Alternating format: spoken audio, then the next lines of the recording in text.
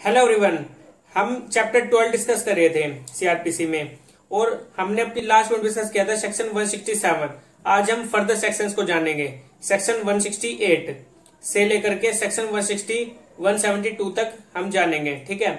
तो चलिए स्टार्ट करते हैं। स्टार्ट करने से पहले आप अपने पास सीआरपीसी का बैरक ले लीजिए, जिसमें आप हमारे साथ रीड करते रहेंगे सेक्शन वाइज। ठीक है,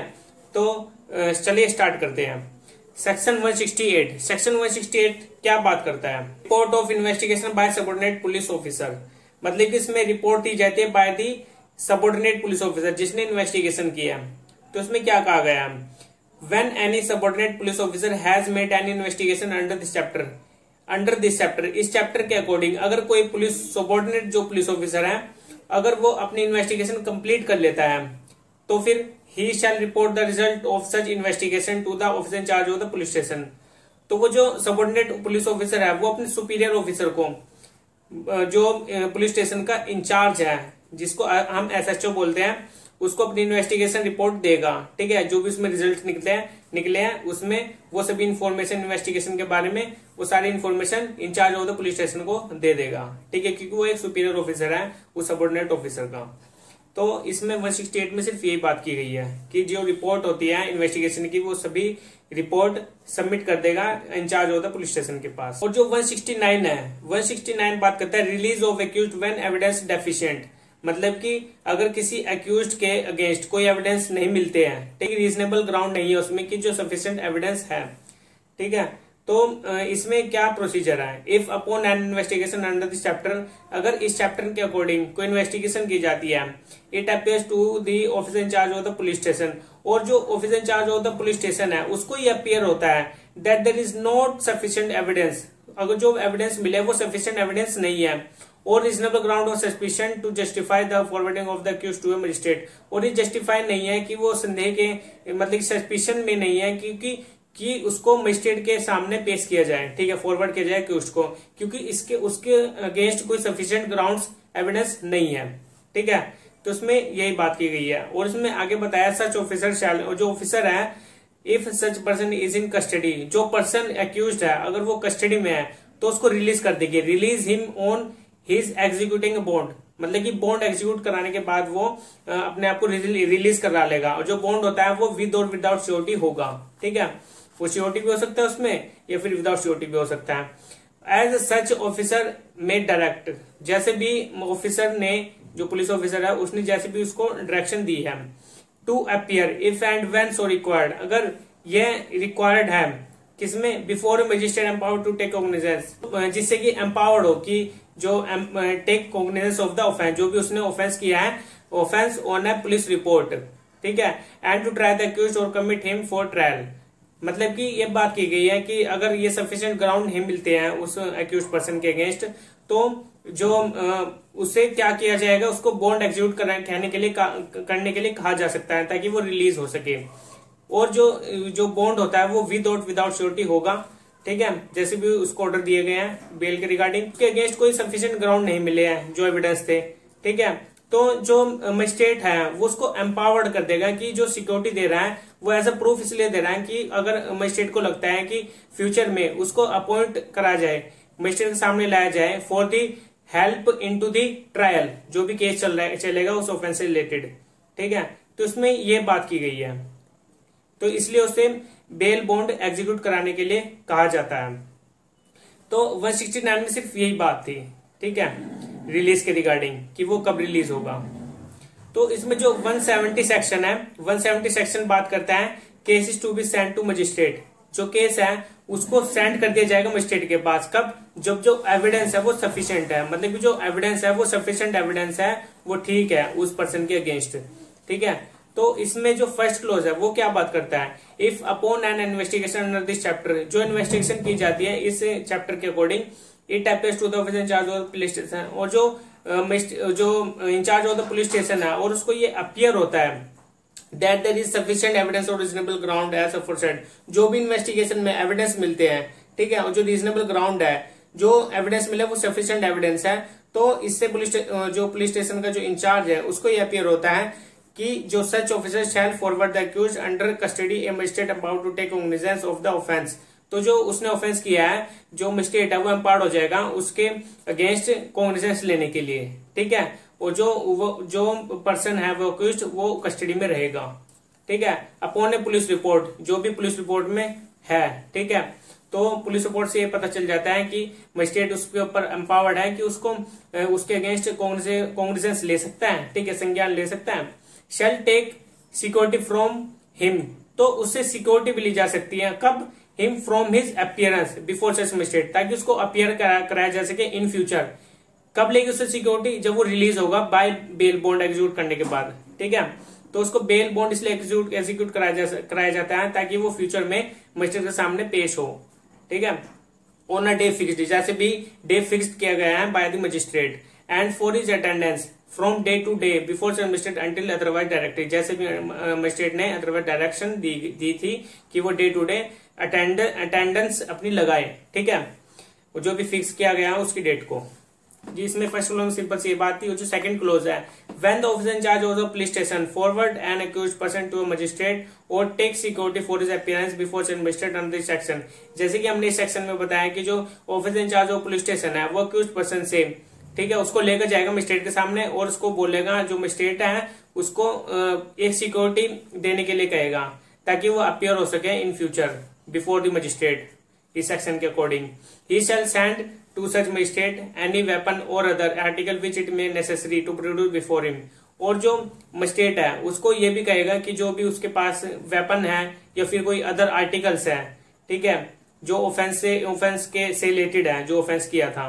तो उसको प्रोड्यूस करे, ठीक है, बिफोर हिम, किसके सामने, कोर्ट के सामने। And shall require the complainant, जो कंप्लेनेंट है, ठीक है, and so many of the person who appears to such officer to be acquainted with the facts and circumstances of the case as he may think necessary, और जो officer था वो investigation के दौरान जितने भी वो उसके सामने अपियर थे पर्सन, जो भी फैक्ट्स एंड सर्कमस्टांसेस के थे जो केस के, उसको जानते हैं, तो उनको भी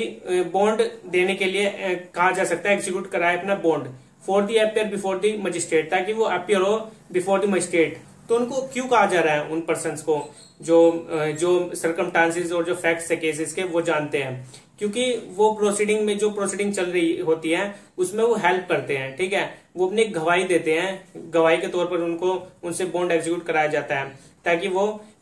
जैसे कि मजिस्ट्रेट ने फिक्स किया डेट, उसी डेट के अकॉर्डिंग वो अपियर हो, ठीक है, कोर्ट के अंदर, ताकि उनकी गवाही स्टेटमेंट है वो कराई जा सके। तो जो एविडेंस के तौर पर उनको रखा जाता है, ठीक है, in the matter of the charge against the accused, जो भी मैटर थे अगेंस्ट द अक्यूज्ड। और जो थर्ड क्लोज है, थर्ड क्लोज क्या बात करता है, if the court of chief judicial magistrate is mentioned in the bond, अगर जो चीफ जुडिशियल मजिस्ट्रेट है वो मेंशन कर देता है बॉन्ड में, क्या, such court shall be held to include any court to which such magistrate may refer the case for inquiry और ट्रायल, जो हेल्ड की गई है, ठीक है, include any court to which such magistrate may refer the case for inquiry और trial, जो magistrate है वो रेफर कर सकता है मजिस्ट्रेट को, ठीक है, जो चीफ जुडिशियल मजिस्ट्रेट है वो मजिस्ट्रेट को रेफर कर सकता है उस केस को, किस लिए, इंक्वायरी और ट्रायल के लिए,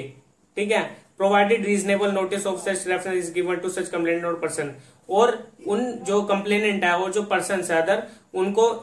एक नोटिस देगा, ठीक है, रीजनेबल नोटिस देगा इसके लिए, ठीक है, in reference to give to such complainant और पर्सन, किसके रिगार्डिंग, जो चीफ जुडिशियल मजिस्ट्रेट है उनको बॉन्ड दिया गया है, ठीक है, बॉन्ड में मेंशन कर देगा, क्या करेगा, जो इंक्वायरी और ट्रायल किया जाएगा वो बाय दिस मजिस्ट्रेट किया जाएगा, ठीक है, जो रेफर किया गया है मजिस्ट्रेट को, तो इसमें ये बताएगा इसको रीजनेबल नोटिस जाएगा कंप्लेनेंट और जो अदर पर्सन थे। तो थर्ड क्लोज में ये था। और जो फोर्थ क्लोज है, फोर्थ क्लोज क्या बात करता है, the officer in was presence the bond is executed shall deliver a copy thereof to one of person who executed, जो ऑफिसर है, ठीक है, तो जिनसे बॉन्ड एग्जीक्यूट कराया गया था उनको डिलीवर की जाएगी कॉपी, ठीक है, ऑर्डर की, और to one of the person who executed it, जो कोई भी पर्सन जिन्होंने एग्जीक्यूट किया था बॉन्ड को, and shall then send to the magistrate the original with his report, और उसकी ओरिजिनल रिपोर्ट को मजिस्ट्रेट के सामने भी सेंड कर दिया जाएगा, जो भी रिपोर्ट होती है, ठीक है, ऑफिसर जो ऑफिसर होता है वो करेगा, ठीक है। तो फोर्थ कॉलम में सिंपल यही था। और इसमें जो सेक्शन 171 है, सेक्शन 171 बात करता है complainant and witness not to be required to accompany police officer and not to subjected to restraint। मतलब कि इसमें जो कंप्लेनेंट है और जो विटनेस है, विटनेस को और जो कंप्लेनेंट को कोई रिक्वायरमेंट नहीं है कि उसको कंपनी दी जाए पुलिस की, ठीक है, कि उसको मतलब कि पुलिस द्वारा लाया जाए, ठीक है, जैसे घर से लेकर आते हैं किसी पर्सन को, जिस तरह से एक्यूज को ट्रीट किया जाता है, तो उस तरह से इसको कंप्लेनेंट को और जो विटनेस है उनको ट्रीट ऐसे नहीं किया जाएगा, और ना ही उनको रिस्ट्रेंट किया जाएगा कहीं पर उसको जोर जबरदस्ती करके वहीं पे बिठाना है, ठीक है, या फिर कोई अदर, जैसे कि हम इसमें बात करेंगे आगे। इसमें कहा गया है कि नो कंप्लेनेंट और witness on his way to any court shall be required accompany a police officer. मतलब कि कंप्लेनेंट और विटनेस को कि कोर्ट में उसको अपेयर कराने के लिए कोई रिक्वायरमेंट नहीं है कि उसमें पुलिस ऑफिसर की कंपनी दी जाए, ठीक है, पुलिस ऑफिसर को कहा जाए कि उनके जो कोर्ट में लाया जाए उनको, ठीक है, on his way to any court, और shall be subjected to unnecessary restraint और इनकन्वीनियंस। ना ही उनको अननेसेसरी रिस्ट्रेंट किया जाए, ठीक है, इनकन्वीनियंस, ठीक है, जो उनको असुविधाजनक हो, कंप्लेनेंट और विटनेसेस को, मतलब कि उनको अननेसेसरी रिस्ट्रेंट नहीं किया जाएगा कहीं भी जाने से, ठीक है, और required to give any security for his appearance other than his own bond. मतलब कि और required to give any security, मतलब कि उनको अपीयरेंस होने के लिए सिक्योरिटी देनी होगी, ये रिक्वायरमेंट है, ठीक है, other than his own bond, मतलब कि इसमें बॉन्ड भी, ऑन बॉन्ड भी दिया जा सकता है, ठीक है, मतलब कि इसमें ऑन बॉन्ड अदर देन कहा गया है इसमें, ऑन बॉन्ड को छोड़कर, मतलब कि इसमें एक सिक्योरिटी ली जाती है ताकि वो अपीयर हो कोर्ट के अंदर, ठीक है। तो इसमें जो प्रोवाइजो है, प्रोवाइजो क्या बात करता है, provide that if any complainant और witness refuses to attend or execute a bond as directed in section 170। जैसे कि हमने सेक्शन 170 में पढ़ा है कि किसी भी पर्सन को बॉन्ड के लिए कहा जा सकता है अगर वो अपीयर नहीं होता कोर्ट में। तो इसमें भी यही बात की गई, अगर कंप्लेनेंट है और जो विटनेस है अगर वो रिफ्यूज कर देते हैं अटेंड होने के लिए, तो उनको बॉन्ड एग्जीक्यूट कराने के लिए डायरेक्शन दे सकती है कोर्ट अंडर सेक्शन 170 के according. The officer in charge of the police station, जो officer in charge of the police station है वो फॉरवर्ड करेगा him to custody to the magistrate, तो उसकी कस्टडी को फॉरवर्ड कर देंगे मजिस्ट्रेट के पास। Who may detain him in custody, तो जो उनको डिटेन करके रखी कस्टडी में until he execute such bond, कब तक, जब तक वो बॉन्ड एग्जीक्यूट नहीं कर देते, ठीक है, तब तक उनको कस्टडी में रखा जाएगा डिटेन करके, और until the hearing of the case is complete, या फिर जब तक वो हियरिंग चल रही है, जब तक वो कंप्लीट ना हो जाए तब तक उसको रखा जाएगा कस्टडी में, ठीक है। तो इसमें सिंपल सी यही था प्रोवाइजो में, कब कंप्लेनेंट और विटनेस को बॉन्ड एग्जीक्यूट करने के लिए कहा जाएगा, ठीक है, प्रोवाइजो में यही बात थी। और जो सेक्शन 172 है, सेक्शन 172 बात करता है diary of proceeding in investigation, मतलब कि जो डायरी होती है पुलिस ऑफिसर के पास उसमें क्या प्रोसीड होंगे इन्वेस्टिगेशन से रिलेटेड, ठीक है, तो इन्वेस्टिगेशन करते वक्त उसमें क्या क्या प्रोसीडिंग्स को जो भी चल रही होती है उसमें क्या क्या मेंशन करेगा। तो इसमें जो फर्स्ट क्लोज है, फर्स्ट क्लोज बात करता है every police officer making an investigation under this chapter, जो भी इस चैप्टर के अकॉर्डिंग पुलिस ऑफिसर इन्वेस्टिगेशन करता है डे बाय डे एंटर इस प्रोसीडिंग, तो वो डे बाय डे एंटर करेगा प्रोसीडिंग को in the investigation in diary, जो भी इन्वेस्टिगेशन की जा रही है वो डे बाय डे प्रोसीडिंग को एंटर करेगा डायरी में, ठीक है। Setting for the time eight which the information reached him, ठीक है, और जो टाइम होता है कब उसने स्टार्ट की थी इन्वेस्टिगेशन, जो टाइमिंग होती है उस टाइमिंग को भी इंफॉर्मेशन जो टाइमिंग किया उसको भी उसमें मेंशन करेगा। The time eight which he began and close his investigation, कब उसने इन्वेस्टिगेशन स्टार्ट की थी, ठीक है, कब उसने खत्म की थी, वो डे बाय डे की इसमें रूटीन वाइज उसमें टाइम क्लोज और बिगिन, कब शुरू की थी कब क्लोज की थी इन्वेस्टिगेशन, वो सब उसमें मेंशन करेगा। द प्लेस और प्लेसेस विजिट बाय, उसने किस प्लेस पर विजिट किया, ठीक है, कहां पर उसने इन्वेस्टिगेशन की, तो ये भी उसमें मेंशन किया जाएगा। And statement of his circumstances ascertained through his investigation, और जो भी जिस पर्सन से स्टेटमेंट ली गई है, ठीक है, एज ए विटनेस, तो उसकी स्टेटमेंट को भी उस डायरी में मेंशन करेगा इन रिटर्न, ठीक है, जो भी सर्कमस्टेंसेस थे केस के उसको एसर्टेन करेगा डायरी में थ्रू हिज इन्वेस्टिगेशन, जो भी इन्वेस्टिगेशन की जा रही है। और जो इसमें फर्स्ट ए है, ठीक है, the statement of witness recorded, जो फर्स्ट ए है the statement of witness recorded during the course of investigation under section 161 shell be inserted in the case diary. जैसे कि मैंने अभी बताया कि जो विटनेस होते हैं एज ए विटनेस, उनकी जो इन्वेस्टिगेशन के दौरान जो भी स्टेटमेंट देते हैं उनको रिकॉर्ड किया जाएगा अंडर सेक्शन 161 के according, shall be inserted in the case diary, ठीक है। और जो 1B है the diary refer to in subsection 1 shall be volume and duly paginated. मतलब कि जो डायरी है उसको अंडर सबसेक्शन 1 के अकॉर्डिंग वो उसके अंदर वॉल्यूम होंगे, ठीक है, और उसमें उसको पेजिनेटेड भी किया जाएगा ड्यूली। मतलब कि पेजिनेटेड का मतलब उसको पेज नंबर वाइज होगा, ठीक है, जो केस डायरी का जो केस की डिटेल होती है उसको पेज नंबर वाइज लिखा जाएगा, ठीक है। और जो सेकंड क्लोज है, एनी क्रिमिनल कोर्ट में send for the police diaries of a case under inquiry और ट्रायल इन सच कोर्ट। मतलब कि जो क्रिमिनल कोर्ट है वो पुलिस ऑफिसर को जो पुलिस की डायरी होती है उसको सेंड करने के लिए कह सकती है, जो भी इंक्वायरी चल रही है, जो ट्रायल चल रहा है जिस कोर्ट में, ठीक है, तो वो कोर्ट केस डायरी को पुलिस वाले से मंगवा सकते हैं,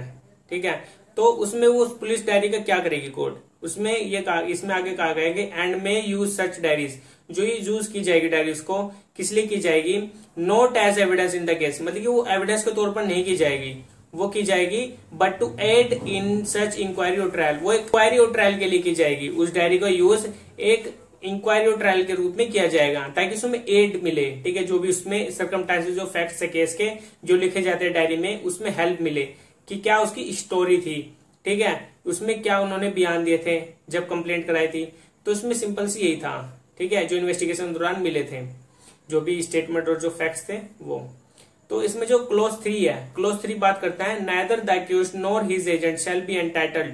मतलब कि जो अक्यूज्ड है और जो उसके एजेंट है वो एंटाइटल नहीं है to call for such diaries. जो डायरी होती है पुलिस ऑफिसर की उसको एंटाइटल बुलाने के लिए, ठीक है, जो डायरीज को पेश करने के लिए, नॉर शैल बी और they are entitled to see them, ना ही वो उसको देख सकते हैं डायरी को, them merely because they are refer to by the court, जैसे भी कोर्ट ने उसको कहा है, ठीक है, जैसे रेफर किया है। But if they are used by the police officer who made them to refresh his memory. लेकिन जो डायरी है वो पुलिस ऑफिसर यूज कर सकता है किस लिए, ताकि उसके माइंड में उसकी मेमोरी को रिफ्रेश कराने के लिए, ठीक है, कि उसके अंदर क्या फैक्ट्स है, क्या सर्कमस्टेंसेस थे, उसको जानने के लिए पुलिस ऑफिसर यूज कर सकता है। और if the court uses them for the purpose of contradicting such police officer. मतलब कि जो कोर्ट है जो पुलिस डायरी है उसको कॉन्ट्राडिक्ट कर सकती है पुलिस ऑफिसर से, ठीक है, जो भी कॉन्ट्राडिक्टिंग सच पुलिस ऑफिसर, उसमें जो पर्पज बताया गया है डायरी का, ठीक है। द प्रोविजंस ऑफ सेक्शन 161 और सेक्शन 145, जो प्रोविजंस है सेक्शन 161 जो सेक्शन 45 है, एज द केस में भी of Indian evidence act shall apply. तो इसमें इंडियन एविडेंस एक्ट भी अप्लाई होगा, ठीक है। तो ये हमारा सेक्शन 172 कंप्लीट हो गया। हमने आज सेक्शन 168 टू सेक्शन 172 तक डिस्कस कर लिया है। तो हम अपनी नेक्स्ट वीडियो में डिस्कस करेंगे सेक्शन 173। सेक्शन 173 चार्जशीट के बारे में बात करता है, ठीक है, इसको हम अच्छे से जानेंगे। आज के लिए इतना ही था। Okay, bye.